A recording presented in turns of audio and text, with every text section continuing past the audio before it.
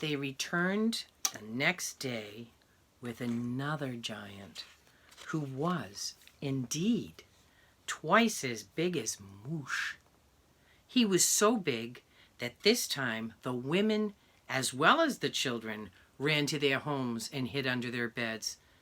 The Baba directed Moosh and Moor to get on opposite sides of the island. This time, Moor pulled on the rope while his brother pushed. They pulled and pushed and strained. They grunted and groaned, but the island didn't budge, not an inch.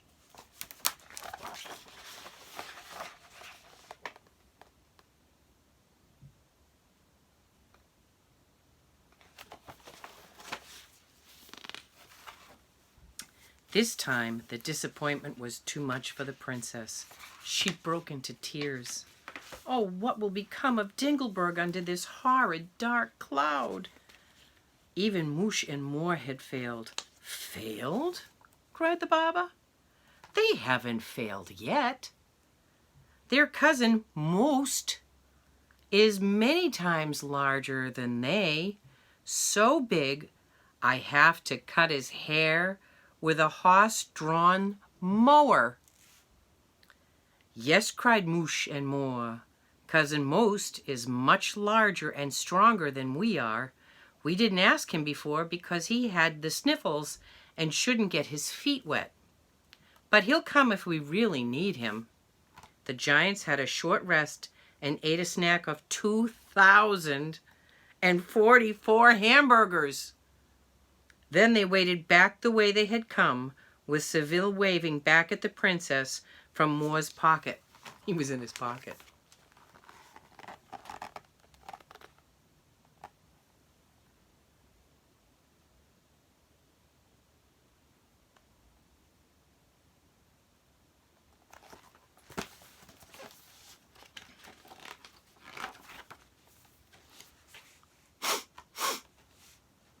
The next day they were back, followed by the largest giant ever.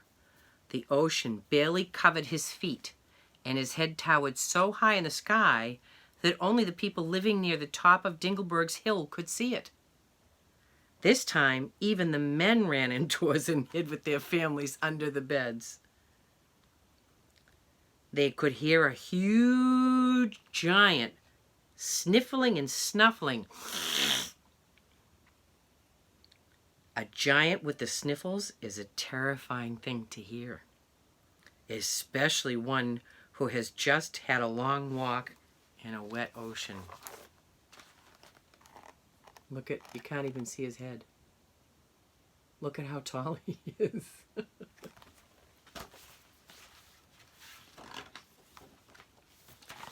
Seville shouted up to Moosh, "Ask him to move the island!"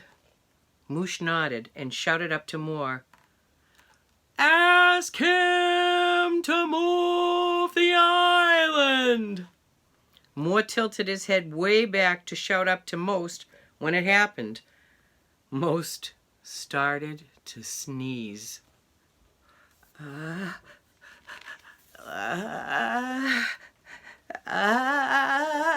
He went, achoo! A wind like 100 hurricanes swept over the island. It broke windows and it blew leaves off the trees. It blew hamburgers off the hamburger bushes and the king's crown right off his head. Whoops.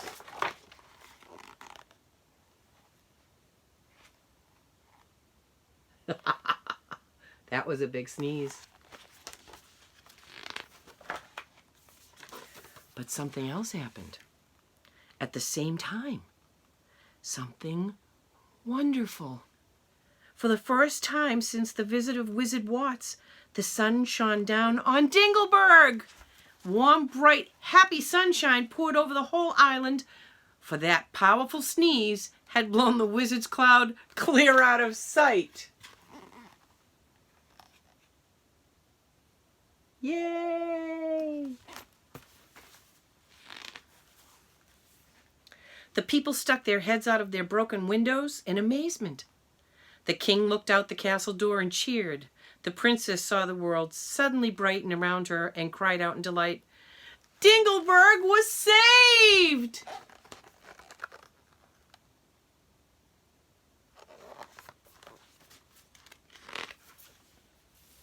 That night, a celebration was held. After a huge hamburger banquet, the king gave the largest medals he could find to Mush, Moore, and Most. He gave Seville the title of Royal Barber of Dingleberg and announced to the people that Seville and the princess would soon be wed. Look at the giant peeking in the door. He looks kind of happy, doesn't he?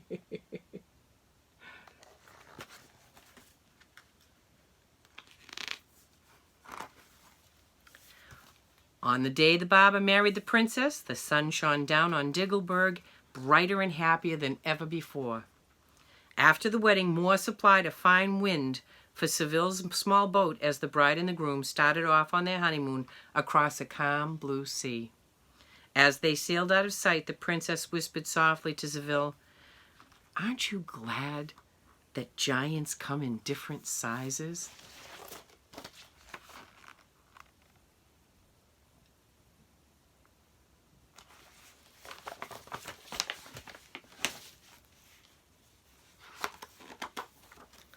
The end. I hope you liked that story. I know it was a long one.